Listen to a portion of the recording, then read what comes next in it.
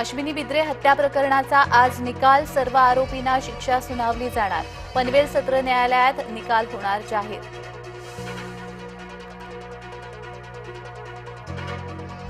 नाशिक दर्गा अतिक्रमण कारवाई प्रकरणी सुप्रीम कोर्टात सुनावणी। काठेगल्लीतील दर्ग्यावर अतिक्रमण विभागाची कारवाई, दर्गा ट्रस्टींची सुप्रीम कोर्टात याचिका।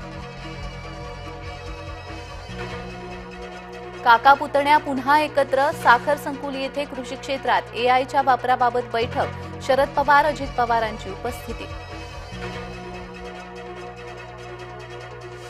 रणजित कासलेची पोलीस कोठडी संपणार, कासलेला पोलीस की न्यायालयीन कोठडी, बीड सत्र न्यायालयात सुनावणी।